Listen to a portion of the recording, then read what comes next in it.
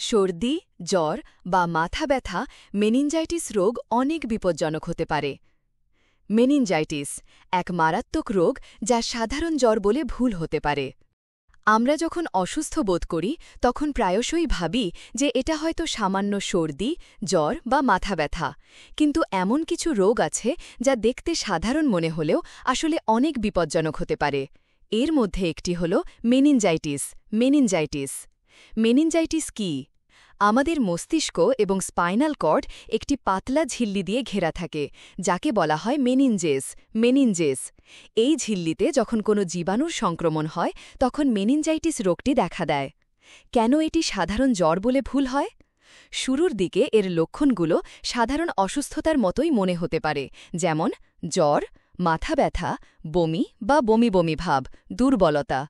এই কারণে অনেকেই এটিকে হালকাভাবে নেয় এবং ভাবে কিছু হয়নি, হয়তো ঠান্ডা লেগেছে, কিন্তু এই ভুলটাই পরে গুরুতর হয়ে দাঁড়ায়। যেসব লক্ষণ দেখলে সতর্ক হতে হবে। সময় বাড়ার সঙ্গে সঙ্গে মেনিনজাইটিস আরও ভয়ঙ্কর রূপ ধারণ করে। কিছু মারাত্মক লক্ষণ হল ঘাড় শক্ত হয়ে যাওয়া, যা নড়ানো কঠিন, আলোতে চোখে ব্যথা লাগা, মাথা ঘোরা বা ঘোর লাগা, বিভ্রান্তি আসা, কখনো কখনো খিঁচুনি বা অজ্ঞান হয়ে যাওয়া। শিশুদের ক্ষেত্রে এটি হলে তাদের কান্না থামতে চায় না, তারা খেতে চায় না এবং শরীর ঝিমঝিম করে। কিভাবে এই রোগ হয়? মেনিনজাইটিস বিভিন্ন ধরনের জীবাণুর মাধ্যমে হতে পারে। ব্যাকটেরিয়া এটি সবচেয়ে মারাত্মক ধরনের মেনিনজাইটিস, দ্রুত চিকিৎসা না করালে এটি প্রাণঘাতীয় হতে পারে। ভাইরাস এটি সাধারণত ব্যাকটেরিয়ার চেয়ে কম বিপজ্জনক, তবে এটিকে অবহেলা করা উচিত নয়। ফাঙ্গাস এটি মূলত দুর্বল রোগ প্রতিরোধ ক্ষমতা সম্পন্ন মানুষের মধ্যে বেশি দেখা যায়। কেন মেনিনজাইটিস এত বিপজ্জনক? চিকিৎসায় দেরি হলে এর ফল মারাত্মক হতে পারে।